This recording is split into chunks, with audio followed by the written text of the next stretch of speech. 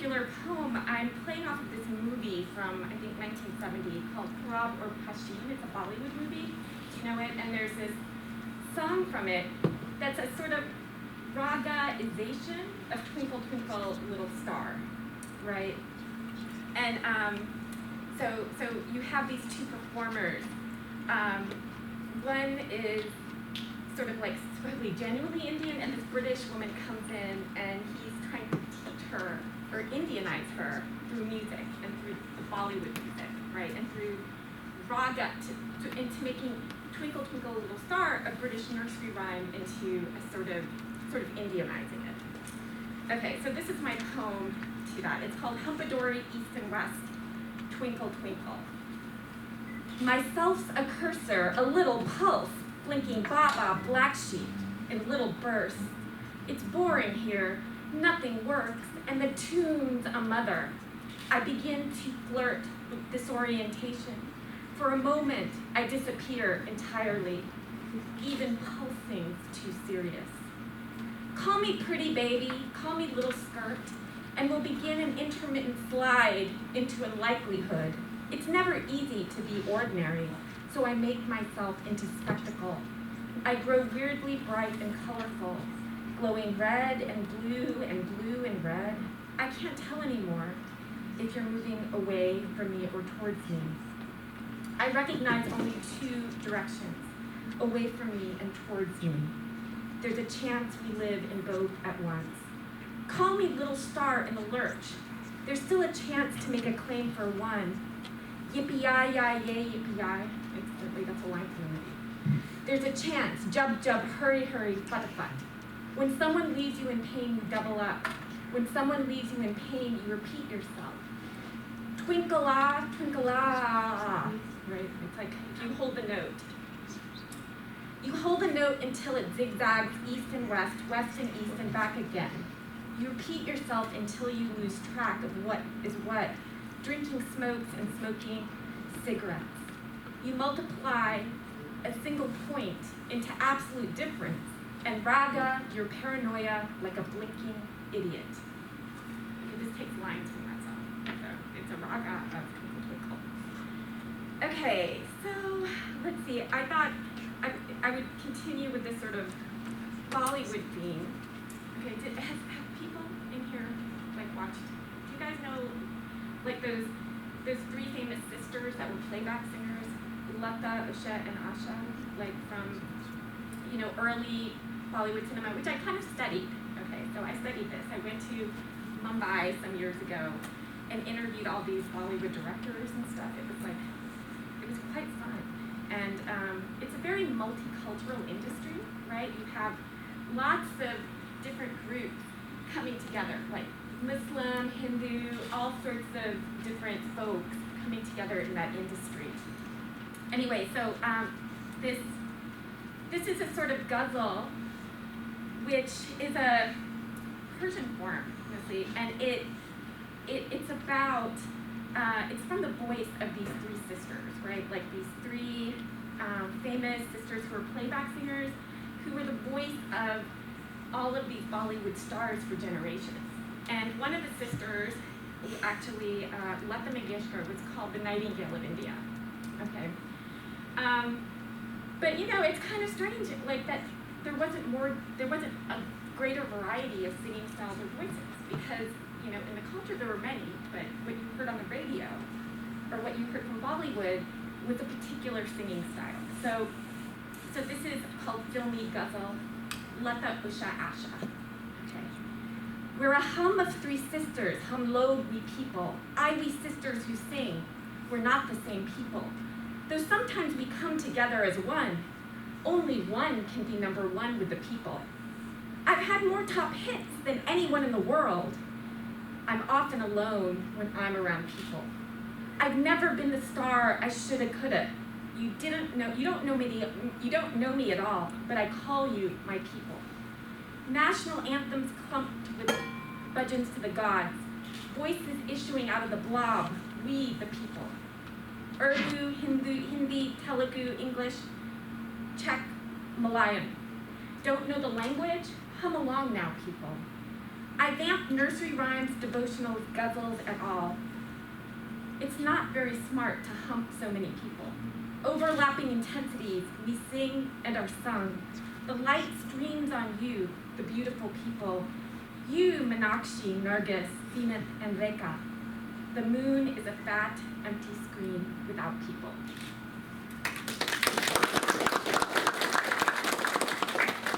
Okay, so do you guys want me to do a meme poem? Very nice.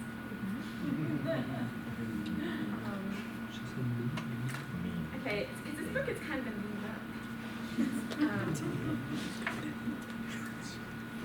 Okay, I'm going to read 2 more poems from this book. I'm going to read this poem called, so all of these poems are sort of this humpification, like humpadorization, making into a blob or monster these iconic figurations from this diasporic perspective. So I have this one poem called Taj Mahaladori. Okay. I know, it's very silly. This is like what I learned from Bollywood. I learned the sort of playful, like I see people flopping. Yeah? Do you feel that? Feel it? Okay, I wish y'all could sing. Okay. Taj Mahaladori. I've contacted the experts, and they can confirm even my dreams are symmetrical, even when they slide around and purr. So release in me a vector of your most encrypted wants, inflatable, detachable, suspended by wires and drool, and I'll make your perversions beautiful. A calligraphic frieze of glowing zigzags and roving tattoos. We'll go global with your oozing brands, flowering up neon cities in your fits of kitsch. Having scoured the cosmos for your one and only body, I'll be your avatar against extinction, your best friend forever, come exotic stranger, your undiminished exhibitionist. Tell me, what bizarro organ would you like to suck? I'm nostalgic for sensations circa 1631. Enter this glittering apparatus, it's all the rage. Who wouldn't say you were lovable once?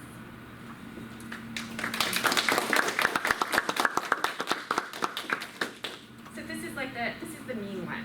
Okay, and but what I'm saying is we talked about like the initiation of the Constitution, the ratification, how important it was in terms of speech and dissent and meanness too, right? And goodness and all of those things. So one of the things that I think is really great about India as a democracy is that it allows for multiple diverse voices, right? And that isn't always, that's an ideal, like, right? And we need to continue fighting for that ideal always in all these settings. And I think, so let's just say, I think that's very important. So I feel like this allows me to be mean. Okay. 2, Sphinx friend. Okay. So this is like the voice of a sphinx. Do you guys know what a sphinx is? You know, like an Oedipus monster. Yeah, you know what I'm talking about. This is really mean. Okay, sphinx friend. It's like a mean old person. Mean. Thousands of years old. Okay. Sphinx friend. It's been 500 years and I'm trading in my tongue for imported fluorescent tubule. Stage 5 of an aggressive campaign to tune up the organism. Now I'm really rolling. Now I'm really on. The spitting image of the next millennium. Sonic, blast, and boom.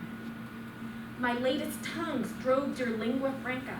My latest breath lights up your primordial past. I can see eternity in your eyes.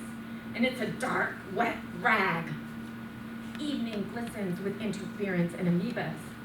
I can tell you are not really listening. I guess I'll have to speak a little slower. You grope about like some delinquent mind, foaming in public, a blotch in the park. Black bile is more slippery and fun. You may look awful, but I expect it. I'm doing everything I can do with you that can possibly be done. We've reached the next stage of invective. You are a silent terror. I'm sorry, with great difficulty and enormous swagger. I'm gonna be frank with you. You can't change your tune in time for the grand opening celebration, the balloons and doves, the awarding of prizes, bubblegum and damsels. You're late for the parade, your favorite ride. Heavens up, kid. Homo erectus is your default setting, but you're the kid, so you're all right. Step into the vault. I've been charged by the zeitgeist to stun you, riddle you electric, and you're fried. That's me. Sorry. Okay. So I'm just going to read some pieces from, so this is like a sort of different work. It's called Daughter Isotope. And in this book, I sort of, my dad, he always wanted me to make a film or screenplay of the Mahabharata. And he died. Okay, so this is sort of my way of thinking about the tradition that he left me in this sort of warped fashion, right? So he worked in nuclear engineering, and so I'm going to read this poem. That probably won't speak to a lot of you, but this is a poem about bringing, after he died, bringing the father's ashes back to the homeland, right? To where he came from, right? This is a tradition in at least in Hindu culture to bring the ashes back, right, and to do the ceremony. So I was doing that. So Migrant Domains is about that. The coordinates of my body ripen on a screen somewhere, full body scan with foreign hotspots, 1,000 secret arms. Small doses of radiation bubble through my DNA. I carry my body field into security, along with a luxe green velvet drawstring bag. The bag is heavy and sensual. It glows with heat, a green glow. I'm carrying a cluster of desired spells, the green light of summer grasses, nuclear summer, out of the country, expensive and heavy, heavy water, half-life of millennia, near endless green. I carry the bag with me into security. I wait for the alarms to go off. My body feels surging with a bright sheen of sweat. Everyone takes off their shoes. Everyone takes off their jacket. Everyone is a threat. I hold my bag up to the inspector. I take off my shoes. The inspector opens the velvet pouch gently. Inside the bag is an ordinary white cardboard box. Does no one notice the sheen, the movement, the endless grasses? The inspector wipes the exterior of the box with a test strip. He does not open the box. He is respectful. He wears gloves. He is loving towards the box. He holds the test strip under the monitor, enchanted, drowsed in spells. I offer the inspector the death certificate. I offer the inspector my passport. Nothing beeps. Nothing explodes. I'm returning to the homeland. Now I'm off. I am a daughter who carries a vessel under pressure, a father, a nuclear engine. A father bubbles through the DNA of a body field. A father is what will not degrade despite being ground down into powder in extreme heat.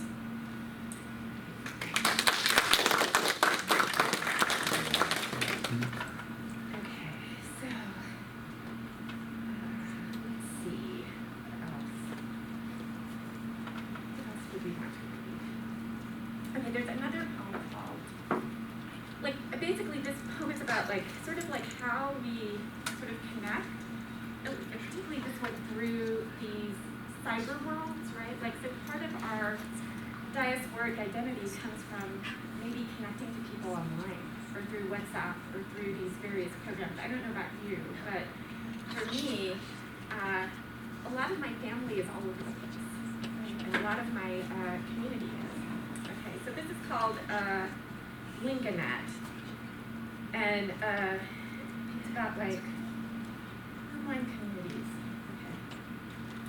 Linganet. Shoehorned into cubicles of Babel, leashed to meandering lines waiting on a visa, tripped up, roped in, rattled and broken, like Humpty Dumpty after the fall. All the king's horses and all the king's men can't put you together again because nobody knows you for shit. Nobody even knows you're an egg. So let's go Sado Commando in the compound, Our communal acumen rivals divine sepulcher.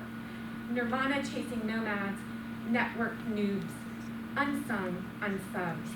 Jacked up Aladdins on the lookout for fun. Sunil Ahmed, Lovey Ramesh. Weeku warnings, belch out fellow creatures big and small. There's a harem in our hippocampus. Siren bodies, wet with sprawl. Pulse stars worlding, excellent quality degrees, oceanic feeling, fog. But it's hot in the digital alveolus, the many-headed ham-hock hydras, unlocking achievements, freaking out, releasing some tenderness in the havoc. Before they lash us down with some cables fast, let's yoke ourselves to a leaky, universal navel. Let's share a bath. Okay, you're going, no, we don't want to share a bath. It's the bath of the internet. Okay. Then that's fun.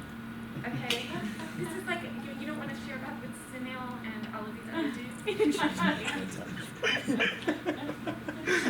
stop it.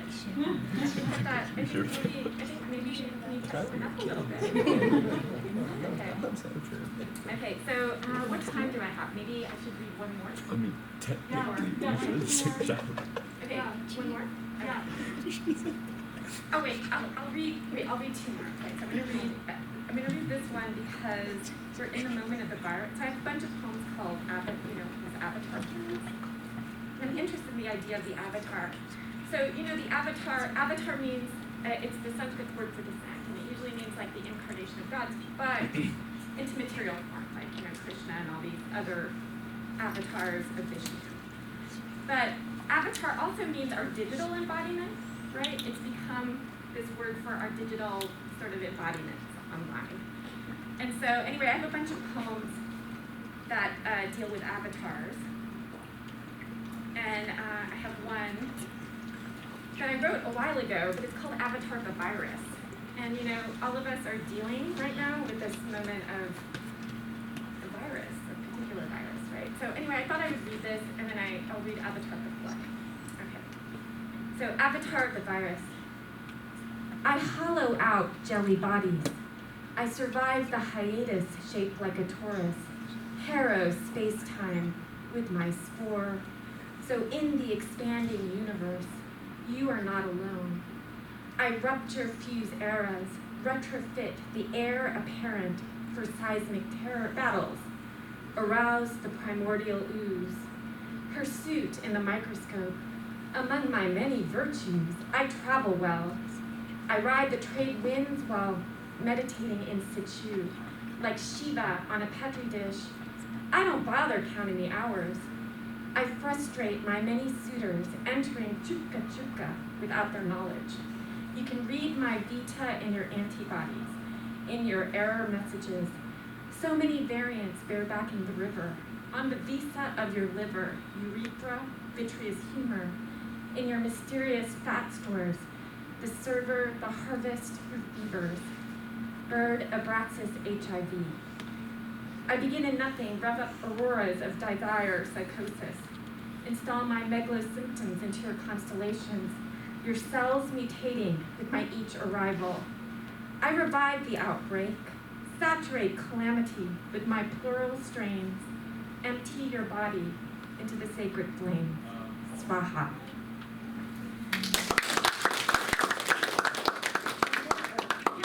Okay, just one more. Okay, so this one is called Avatar of the Flood. So it's a version of the flood. It's a voice of the flood. I need more food. I need another lover. I need a heat-seeking radar for more lovers, a blue taffeta kimono, a machine gun, whole rodeos of cowboys and radical pricks, and ammo, more ammo. I need some help. I'm going to loot the world bazaar. Crude oil and fizzing sodas. I've got no filter. My lust is fatal, like the Russian roulette of gods. Shiva shot one hot seed into the ocean floor, a fetal bolt of larvae, and my sizzling waves frothed in an arthi of lava. Traveling over land and nation, mountain and fjord, a mare on fire. In the melt mouth of glaciers, the oceans raffle. I revolt, red-hot snorts of pure heat. I barf up steaming piles of polymer surf in the Love Hotel. I drool upon the rood of time. I fuel through deltas of offal. I feel for a loose tube in the crown of civilization and crash through. I see a fool floating on a neon raft, a final fool. I can't be sure if it's friend or foe, or my one and only Mahadev sitting in meditation on the roof of a mountain. Whoever, the last guy left. I lick his foot in devotion. I offer up the lufa of a boat, my entire body of knowledge, wave after wave of nausea, an upload of a single dove.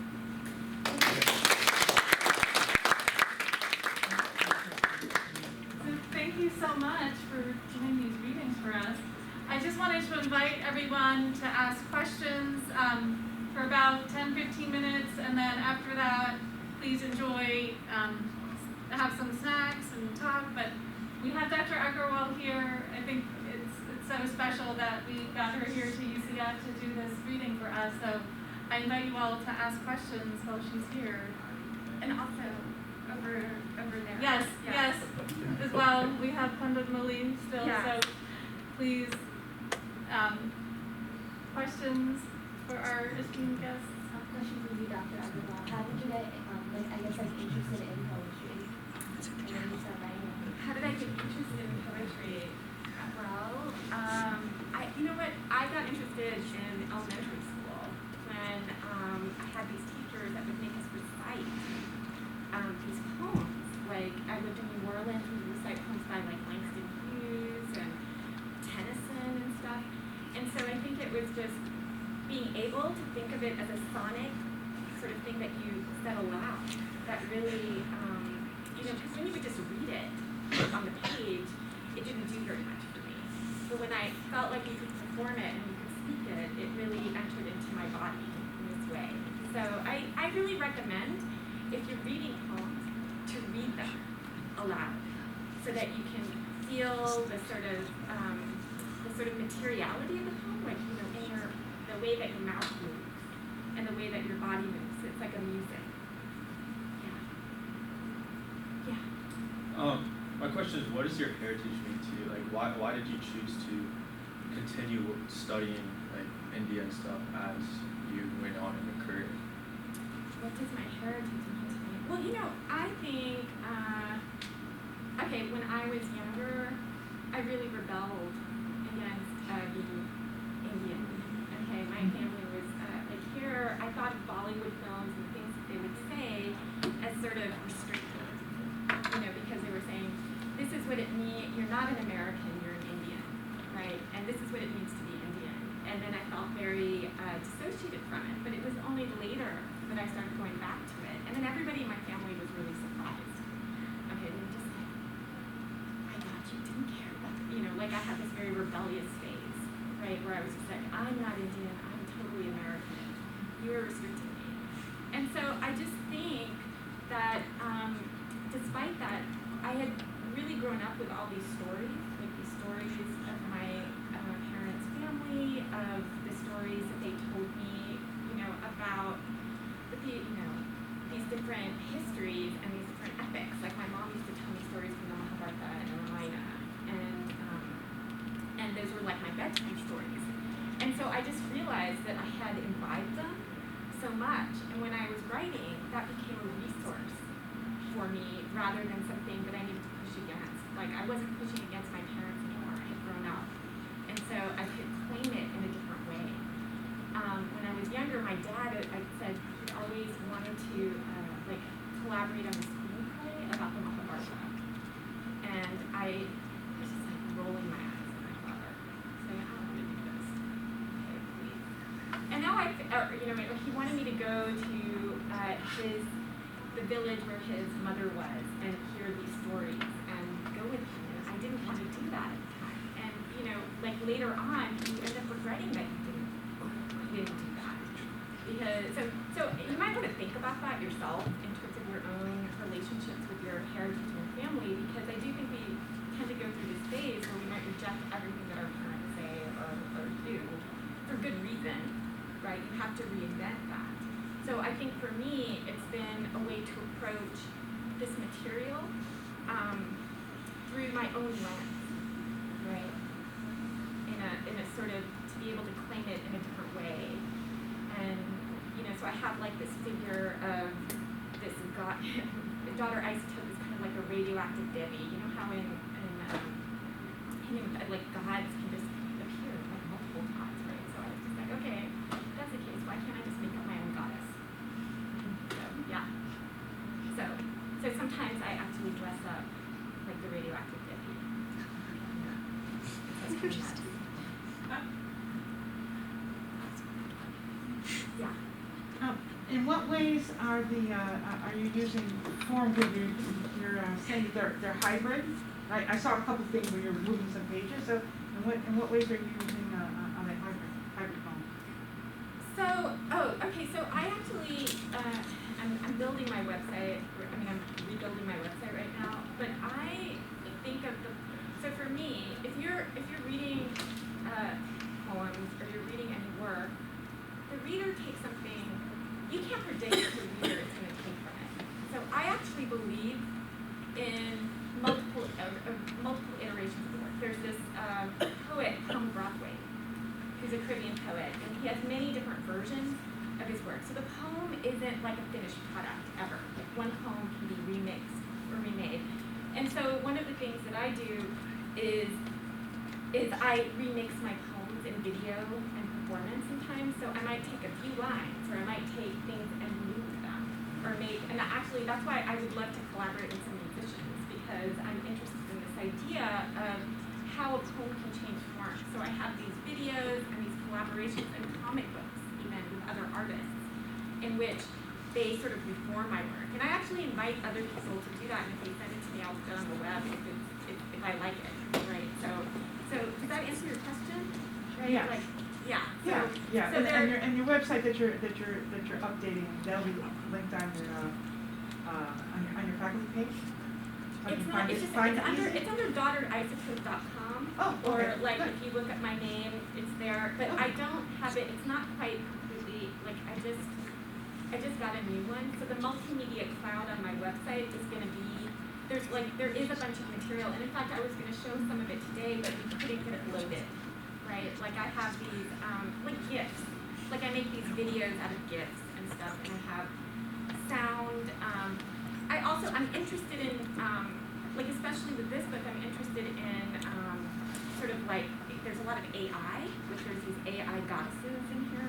So I was thinking about how to do AI poems, or how would you do a sort of collaboration with the computer. So in these videos, I use text-to-speech programs as the voice, right? And I loop them in different ways, like Siri speaking, or Alexa.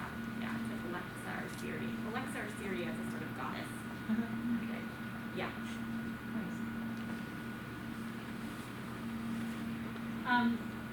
I was reading the interview in your book, and I think there was something you said about you consider yourself a low-res poet? Yes. Can you explain that and what that means? Low res, like low resolution. Yeah. Well, I need to, like, in the sense that so there's a lot of things that I'm an amateur at, like making videos or GIFs or things. And so partly, I don't hold the poem to necessarily be a sacred object. I think of it as something that can be recombined and made into, like, these things that might not be seen as high art. Right, like I kind of want to think of a poem existing in multiple contexts, right? So that's why I was just like, okay, it would have been nice if we could have like jammed together in some way, because sometimes what I think is that poetry as a genre becomes separated, like in our culture, from other art forms and other forms of collaboration and things, and this is not like, and I think it should be more integrated, right? So that's partly like why I invite people, like, so low res instead of high res, right? Like you can have a pixelated sort of, like I'm interested in things that sort of distort and warp the work, right? So So like, you know, so if you look in the book, like I took a bunch of, you know, like those, so what I did was I took a bunch of lines from this poem called, in this book called Generation Room, the Book of the Ascent. And I took all of this and I put it into various word cloud programs, you know, and then I like sort of collaged the output of those word cloud programs into a sort of my own cloud. And so I'm kind of interested in taking things that might be these, that we might view as perfected or sacred art objects and making them and pixelating them and working them. So that started low res in my perspective. Okay. Yeah. What part of India are both of you guys originally from? Well, I come from the northern part of India, from Gujarat. I'm born and brought up. As Laila, she also said the name of Hansa Mehta. She was chancellor of my university, MS University of Baroda. So I come from Baroda. Yeah, my family is from Punjab. But I was born in Ranchi because my dad was working at some nuclear site that was there, like some nuclear power plant. So at any rate, yeah, so that's in North India. And they were, you know, my dad actually, his family, their ancestral home was in Pakistan, or it was now Pakistan, and so they were part of the fleet during partition, right? So there's that sort of like history of that in my family. I have a question for kind of both of you. I know ghazals are very commonly like poetry set to Hindustani classical music, and I wanted to know like if you had like looked into that, because I feel like you as a poet would really resonate with the ghazals, and like if someone translated it for you, you could, you know, do your English poetry set to those Yeah, the readers. music. So I listened to, there's like these, you know, there's the, on YouTube, I listen to all of these ghazals that are performed, which is Yeah, kind of actually, different. the ghazal form, you know, is it came to India from Persian and Middle Eastern when the Mughals they came, and then slowly then it has started with the Indian classical music. Because if you listen to ghazals, then there are some ragas. Most of the ghazals they are composed in ragas, and they are presented in a little bit light classical kind of system, or the image is there, because ghazals they are mostly the romantic, you know, the poetry is there, and with that ghazals, then their ghazal singers they have a lot of freedom. Then they can, within the rag, they can also change or get some different flavors of other notes. So because of that, then the ghazals are more now, you know, into the Indian music, and it is, we call it is semi-classical music. Would you say that's like a point of like showing diversity in India? You know how like we have Carnatic music, we have Hindustani classical, but Yeah. our Sufi elements in music are now Correct. like Bollywood. They're in Yeah. like Because South actually in this kind of diversity and I can say the exchange of cultural exchange or mixing of the different cultures, it started long time back there. Because I also do a lot of different projects like playing to some of the jazz musicians, Indian music, jazz music, even the Western classical music and Indian classical music combined together. So we try to get different kind of bridges, but like in Bollywood, if you listen, it is a total mix of Western and Indian, because most of the Bollywood songs, they are also based on Indian rag.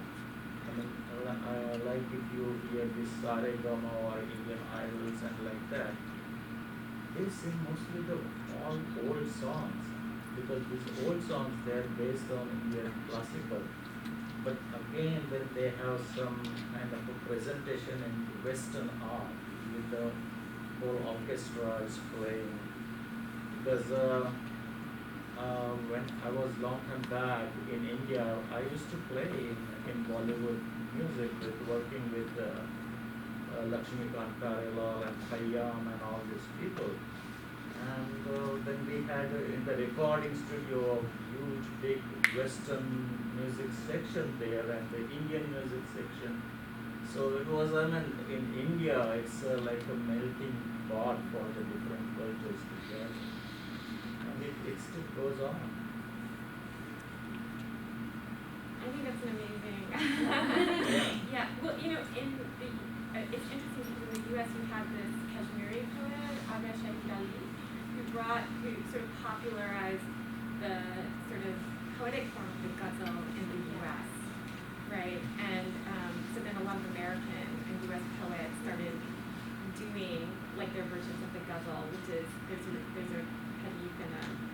Yeah, because there are a lot of ghazals are written or they sing from the Bengali, and these Pakistani singers, they are known for the ghazal singing. One is already died, Mehdi Hassan and Ghulam Ali. And then one of the Sufi singer, Qawwali singer, Nusrat Fateh Ali and all this there. And in India also there are many ghazal singers out there. So and then when they sing, they tell also which kind of a rag in the background. It's a nice. I mean, sometimes now if you listen to ghazals, there are some Indian notations are also there. Sarigari, Gamagama, and all kind of things. So it is in a different way.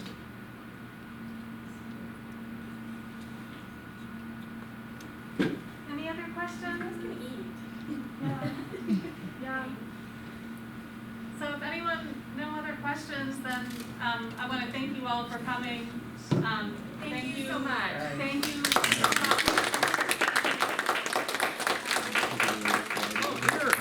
Yeah, thank you to the Indian Student Association too for helping put this together and all your work. And please continue to come out to India Center events. We'll be doing virtual things as well. And please eat some food and enjoy.